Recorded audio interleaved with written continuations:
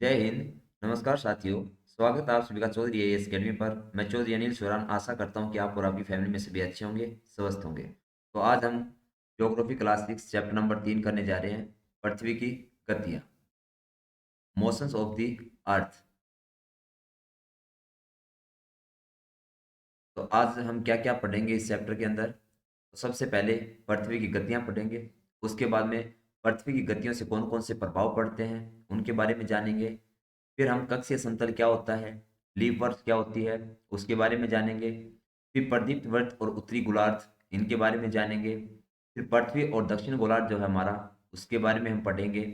और फिर विषुव, घूर्णन और परिक्रमण, ये सब क्या होते हैं, इन सभी के बारे में इस वीडियो के अंदर हम डिस्कस करेंगे। तो चलिए स्टार्ट करते हैं बिना किसी देरी के। सबसे पहले हम पढ़ेंगे पृथ्वी की गतियां। पृथ्वी की गतियां हैं वो कितने प्रकार की होती हैं। तो आपकी पृथ्वी की गतियां दो प्रकार की होती हैं। कौन कौन सी? सबसे पहले आपकी होती है घूर्णन और दूसरी आपकी होती है परिक्रमण। पृथ्वी की कौन कौन सी दो गतियां होती हैं? पहली आपकी घूर्णन और दूसरी परिक्रमण। घूर्णन किसे कहते हैं? तो पृथ्वी का अपने अक्ष पर घूमना घूर्णन कहलाता है। यानी कि पृथ्वी जो है हमारी, जब वो अपने अक्ष के ऊपर घूमती है तो हम उसको क्या कहते हैं? घूर्णन कहते हैं। और परिक्रमण हम किसे कहते हैं? तो सूर्य के चारों ओर एक स्थिर कक्ष में पृथ्वी की गति को हम परिक्रमण कहते हैं। यानी कि सूर्य के चारों ओर जो हमारी पृथ्वी जो है वो घूमती है, उसको हम क्या कहते हैं? परिक्रमण कहते हैं। यानी कि घूर्णन किसे कहते हैं? जब पृथ्वी अपने अक्ष पर घूमती है। और परिक्रमण किसे कहते हैं? जब सूर्य के चारों ओर हमारी पृथ्वी चक्कर लगाती है।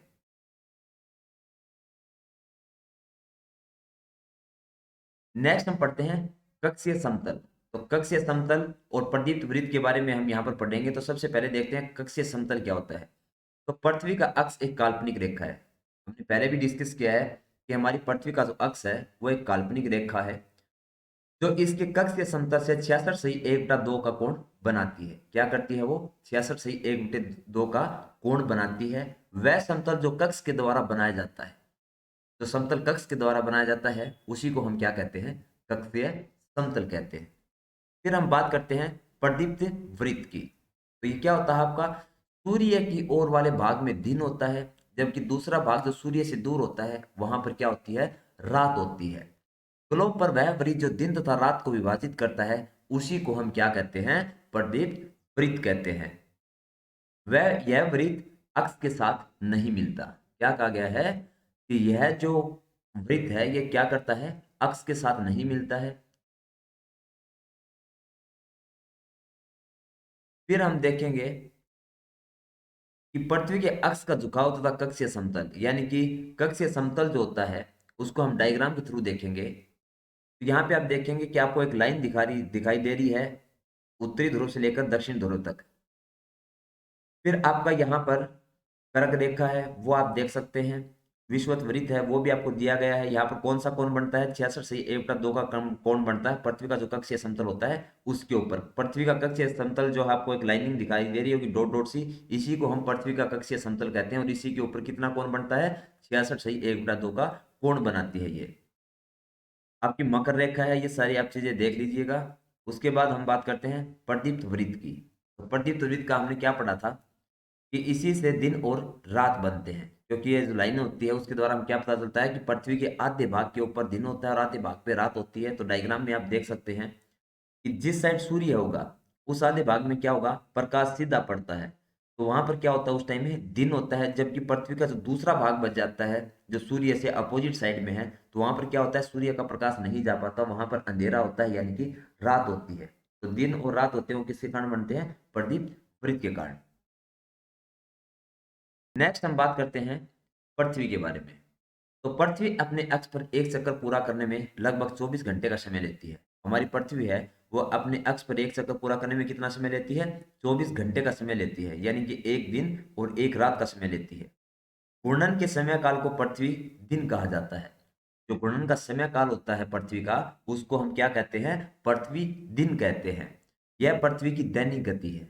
जो हमारी पृथ्वी की दैनिक गति है वो क्या है? घूर्णन के समय काल को पृथ्वी का दिन कहा जाता है। और ये 24 घंटे में जो समय में जो पूरा करती है एक चक्कर, उसको हम क्या कहते हैं? पृथ्वी की दैनिक गति कहते हैं। क्योंकि ये डेली चलता है, ये हर 24 घंटे के बाद पृथ्वी अपना चक्कर लगाती है। तो इसको हम क्या कहते हैं? पृथ्वी की दैनिक गति कहते हैं। नेक्स्ट हम बात करते हैं पृथ्वी के ही बारे में। पृथ्वी एक वर्ष या फिर 365 से ही 1/4 दिन में सूर्य का एक चक्कर लगाती है। क्या कहा गया है साल भर में कि 365 से ही 1/4 दिन में हमारा सूर्य का चक्कर लगाती है पृथ्वी। हम लोग एक वर्ष 365 दिन का मानते हैं। हम क्या करते हैं, एक साल को 365 दिन का मानते हैं तथा सुविधा के लिए 6 घंटे को इसमें नहीं जोड़ते हैं।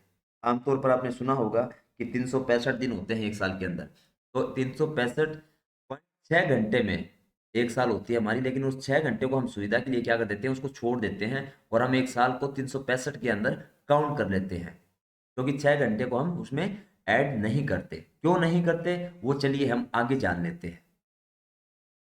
लीप वर्ष, तो हमने पीछे पढ़ा कि हमारी सुविधा के लिए हम क्या करते हैं, 6 घंटे को छोड़ देते हैं। तो लीप वर्ष में क्या होता है वो चलिए देख लेते हैं कि कहां पर वो 6 घंटे ऐड होते हैं। तो 4 वर्षों में प्रत्येक वर्ष के बचे हुए 6 घंटे मिलकर एक दिन यानी 24 घंटे के बराबर हो जाते हैं। क्या कह दिया गया कि पीछे जो हमने 6 घंटे छोड़े थे, 365 में से 365 दिन और 6 घंटे होते हैं सूर्य का चक्कर लगाने में पृथ्वी को लगने वाला समय। तो 6 घंटे हम सुविधा के लिए छोड़ देते थे, लेकिन लीप वर्ष में क्या होता है, उन 6 6 घंटों को हम मिला देते हैं। तो 4 साल में जाकर क्या हो जाता है, पूरा एक दिन बन जाता है। तो उसको हम ऐड कर देते हैं, जिसको हम लीप वर्ष कहते हैं। और लीप वर्ष में कितने दिन होते हैं, 366 दिन तो होते हैं। तो इसके अतिरिक्त दिन को फरवरी के महीने में जोड़ा जाता है। आपने देखा होगा कि हमारा फरवरी का जो महीना होता है कई बार 28 दिन का होता है और 4 साल बाद वो 29 दिन का होता है।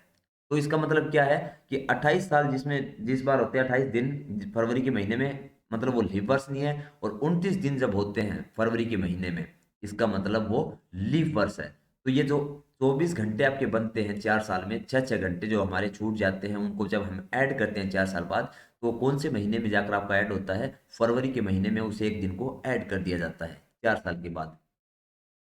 इस प्रकार प्रत्येक चौथे वर्ष फरवरी माह 28 के बदले 29 दिन का होता है।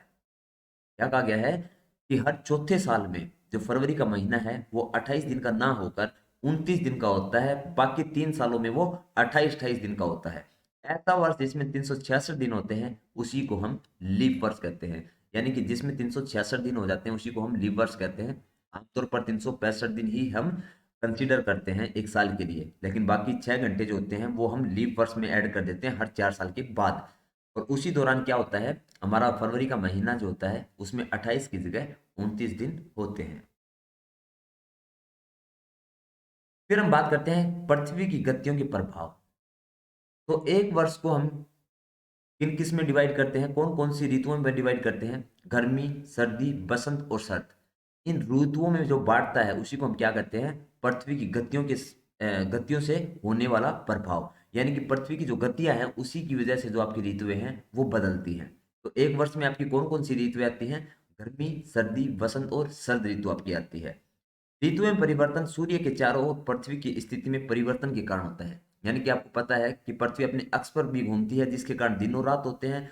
और पृथ्वी सूर्य का चक्कर भी लगाती है, जिसकी वजह से क्या होता है, ऋतु में परिवर्तन होता है। तो ऋतुओं में परिवर्तन किस वजह से होता है, पृथ्वी जो है जब सूर्य के चारों ओर चक्कर लगाती है उस वजह से क्या होता है, ऋतु में परिवर्तन होता है। पृथ्वी के घूर्णन एवं परिक्रमण के कारण दिन एवं रात तथा ऋतु में परिवर्तन होता है। जो हमारी पृथ्वी घूर्णन और परिक्रमण करती है, यानी कि पृथ्वी अपने अक्ष पर घूमती है, उसकी वजह से क्या होता है, दिन और रात होते हैं। और जब परिक्रमण का मतलब क्या होता है, जब सूर्य के चारों ओर हमारी पृथ्वी चक्कर लगाती है तो उसको हम क्या कहते हैं, परिक्रमण कहते हैं। और परिक्रमण के कारण क्या होता है, हमारी जो ऋतुओं में परिवर्तन होता है, गर्मी, सर्दी, बसंत और शरद ऋतु जो हमारी आती हैं वो परिक्रमण कारण आती है। तो इसको ध्यान में रखिएगा। घूर्णन के कारण आपके दिन और रात होते हैं और परिक्रमण के कारण आपके ऋतुओं में परिवर्तन होता है। इस डायग्राम के थ्रू आप देख भी सकते हैं, इसमें आपको दिया गया है 21 मार्च को दिन और रात बराबर होते हैं। भूमध्य रेखा, ग्रीष्म, ये ऋतु यहाँ पे होती है, कर्क रेखा आप देख लीजिएगा। ये सारी चीजें आप डायग्राम ये खुद देख लीजिएगा थोड़ा। तो नेक्स्ट हम बात करते हैं उत्तरी गोलार्ध की। 21 जून को उत्तरी गोलार्ध सूर्य की तरफ झुका होता है। उत्तरी गोलार्ध के बारे में क्या कहा गया है कि 21 जून जो आती है हमारी, उसमें उत्तरी गोलार्ध जो होता है वो किसकी तरफ झुका हुआ होता है, हमारे सूर्य की तरफ झुका हुआ होता है। सूर्य की किरणें उस टाइम में क्या करती हैं, कर्क रेखा के ऊपर सीधी पड़ती हैं। सूर्य की किरणें होती हैं वो क्या करती हैं, जो हमारी कर्क रेखा है उसके ऊपर सीधी पड़ती हैं। और इसके कारण क्या हो जाता है, इन क्षेत्रों में ऊष्मा जो है वो ज्यादा पैदा हो जाती है। पृथ्वी के घूर्णन एवं परिक्रमण के कारण दिन एवं रात तथा ऋतु में परिवर्तन होता है। इसको हमने पीछे भी डिस्कस किया है कि हमारी पृथ्वी में घूर्णन एवं परिक्रमण के कारण दिन और रात होते हैं। घूर्णन से आपके दिन और रात होते हैं और परिक्रमण से आपका ऋतु में परिवर्तन होता है। वहां सूर्य की किरणें तिरछी पड़ती है। उत्तर ध्रुव सूर्य की तरफ झुका होता है तथा उत्तरी ध्रुव रेखा के बाद वाले भागों पर लगभग 6 महीने तक लगातार दिन रहता है। क्या कहा गया है कि जो ये ध्रुव रेखा के बाद के वाले भाग होते हैं उनमें क्या होता है, 6 महीने का लगातार दिन रहता है और दूसरे हिस्से में क्या होता है, लगातार 6 महीने तक रात होती है। फिर हम बात करते हैं नेक्स्ट, 21 जून को इन क्षेत्रों में सबसे लंबा दिन तथा सबसे छोटी रात होती है। या जो हमारा उत्तरी गोलार्ध है उसके लिए क्या कहा गया है, जो 21 जून होता है इन क्षेत्रों में सबसे लंबा तो दिन होता है हमारा, और रात जो होती है बहुत ज्यादा छोटी होती है। और पृथ्वी की इसी अवस्था को हम क्या कहते हैं, उत्तर अयनांत भी कहते हैं। क्या कहते हैं, उत्तर अयनांत भी कहते हैं। नेक्स्ट हम बात करते हैं दक्षिण गोलार्ध की। तो दक्षिण गोलार्ध के बारे में क्या कहा गया है, 22 दिसंबर को दक्षिण ध्रुव के सूर्य की ओर झुके होने के कारण मकर रेखा पर सूर्य की किरणें सीधी पड़ती हैं।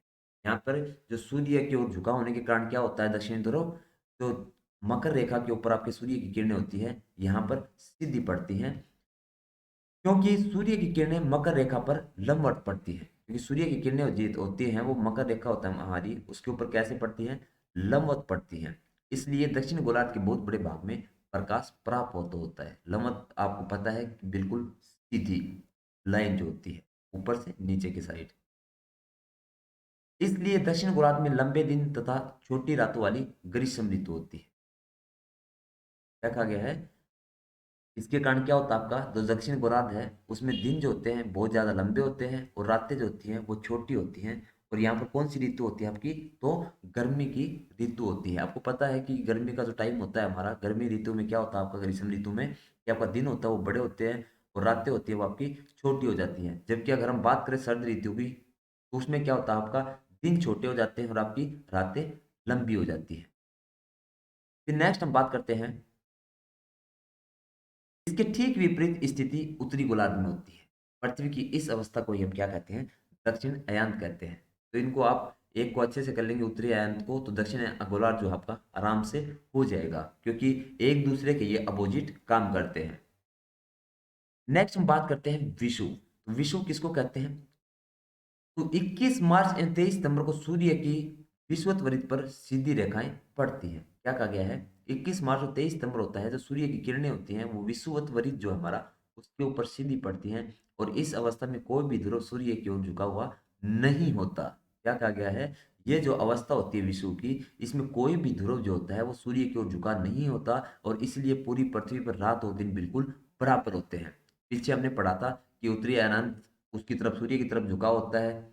फिर हमने दक्षिण गोलार्ध पढ़ा। लेकिन यहाँ पे क्या कहा गया है, जब विश्व की जो स्थिति होती है उसमें क्या होता है, कोई भी जो हमारा ध्रुव है वो सूर्य की तरफ झुका नहीं होता और यहाँ पर दिन और रात बराबर होते हैं। जबकि उत्तरी गोलार्ध में और दक्षिण गोलार्ध में क्या था कि कभी दिन छोटे हो जाते हैं तो कभी रातें बड़ी हो जाती हैं, कभी रातें बड़ी हो जाती हैं तो दिन छोटे हो जाते हैं। लेकिन यहाँ पर ऐसा नहीं है, यहाँ पर दिन और रात दोनों आपकी बराबर होती हैं।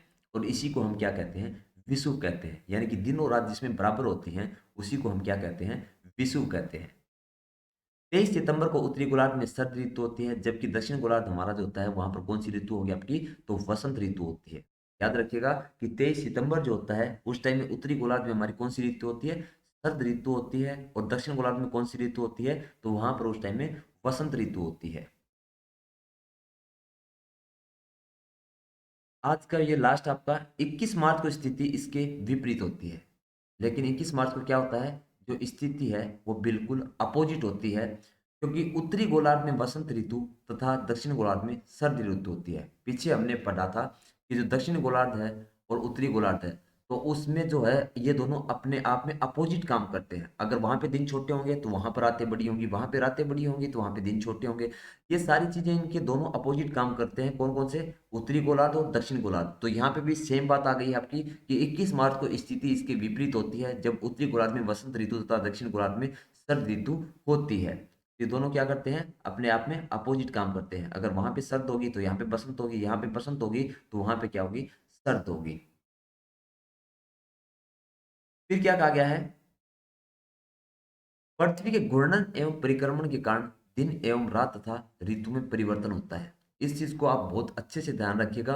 घूर्णन किसे कहते हैं? तो घूर्णन हम कहते हैं जब पृथ्वी अपने अक्ष पर घूमती है तो उसको हम क्या कहते हैं? घूर्णन कहते हैं। और घूर्णन की समयावधि कितनी होती है? तो 24 घंटे होती है। यानी कि अपनी पृथ्वी जो है वो अपने आप का एक चक्कर कितने घंटे में लगा लेती है? तो 24 घंटे में लगा लेती है। दूसरा परिक्रमण हम किसे कहते हैं? तो जो हमारी पृथ्वी है जब सूर्य के चारों ओर चक्कर लगाती है तो उसको हम परिक्रमण कहते हैं। और परिक्रमण की समय अवधि कितनी है? 365 दिन और 6 घंटे होती है। सुविधा के लिए हम क्या कर देते हैं? 365 दिन ही काउंट करते हैं, 6 घंटे को हम छोड़ देते हैं। लेकिन आने वाले 4 सालों में वो क्या करते हैं? 6 6 घंटे ऐड होने के बाद क्या बन जाता है? 24 घंटे बन जाते हैं। तो आने वाले 4 साल के बाद हम उसको 6 6 घंटे करके एक दिन बना लेते हैं और उसी को हम लीप वर्ष कहते हैं, जिसमें 366 दिन होते हैं। और उस एक दिन को हम कौन से महीने में ऐड करते हैं? तो उसको फरवरी महीने में ऐड करते हैं।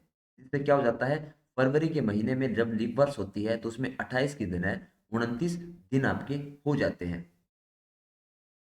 इसी के साथ आपका जो चैप्टर नंबर 3 है वो आपका कंप्लीट होता है। आशा करता हूँ कि आप लोगों को बहुत अच्छे से समझ में आया होगा, क्योंकि जितना हुआ उतना आपको बहुत अच्छे से करवाया मैंने अपनी तरफ से। तो आशा करता हूँ कि आपको अच्छा लगा होगा। अच्छा लगा हो तो लाइक करिए। अगर किसी प्रकार की आपको कोई दिक्कत आ रही है तो कमेंट करके बताइए। अपने दोस्तों के साथ चैनल की लिंक को शेयर जरूर करें। मिलते हैं नेक्स्ट वीडियो में, तब तक अपना और अपनों का ख्याल रखिएगा। जय हिंद, जय भारत।